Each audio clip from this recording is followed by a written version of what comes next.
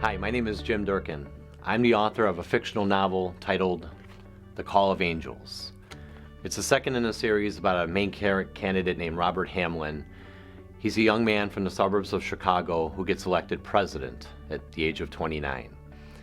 It's a great second read in a series of 3 books. But I wanted to spend a few minutes talking about 2 things that are far more important. One of which is a health condition named Deep Venous Thrombosis. DVT is not a disease. It's a medical condition that one acquires from a circulatory problem in your legs or your arms. Generally, DVT is when a blood clot forms in a deep vein of your leg. They generally begin in the calf, and as your venous system expands by growing closer to your lungs and hearts, the clot can grow and expand, and it moves through your system. Complications from deep venous thrombosis and or blood clots kill about 200,000 Americans each year. By statistical purposes, that's 5 times the number of people die of breast cancer. Breast cancer is a horrible disease. Everybody knows somebody who's had it, and most of us know somebody who's tragically died from it. It's horrible. It's worth every penny of research that is generated to find a cure, so more people aren't afflicted and die from this. But I wanted to talk to you about something that I've had. I've had deep venous thrombosis 5 times.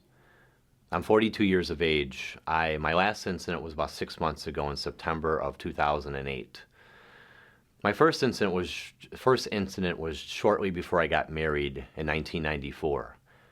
And back then I had the classic symptoms of what you call DVT. I had excruciating pain in my legs.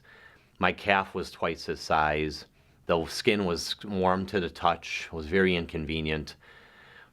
One of the things about this health issue, at a minimum, is not just the numbers of people who die and the number of people who are hospitalized, and I'll talk about that more shortly, but the change in the medical profession about how it's treated. I called my doctor late at night one night describing when I had classic symptoms of DVT in my left leg. But the most recent time, 5 months ago, I had no symptoms, or little to no symptoms. I had what I wouldn't describe as a pain, but a distraction in my left eye when laying down that eventually I called the doctor. Eventually I decided a couple days later to speak with the doctor, to convince him to get an ultrasound. On the day I'm doing a number of public awareness events, speaking at the kids at some local grammar schools about the First Amendment, and walking on a treadmill and having a press conference to raise public awareness to this very serious issue, later on that day I discovered in an ultrasound that I had another 3-inch blood clot in my left leg. Sometimes we have clear signals that there's something seriously wrong. Sometimes we don't. I'm not a doctor, and I don't play one on TV. But what I do suggest is this, in a number of public appearances and a number of public speeches I make, is that there's nothing wrong in Scripture, and there's nothing wrong in common sense with talking to your doctor. One of the things I discuss with other men, most men are very stubborn. We're very typical creatures of habit, some of them bad habits.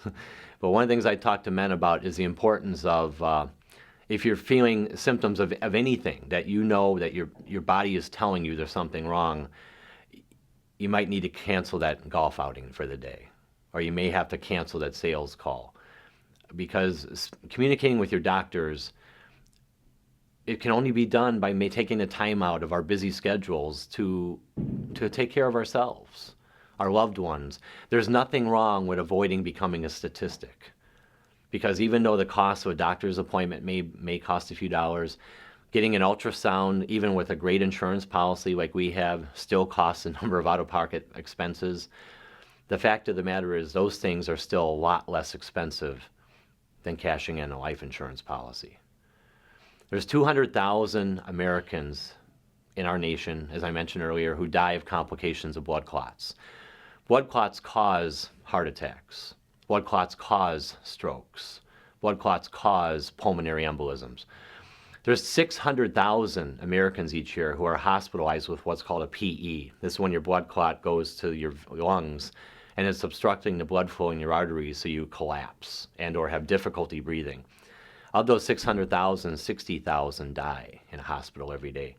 And not only is it a large number of people die from this, but it's the #1 form of preventable death in America.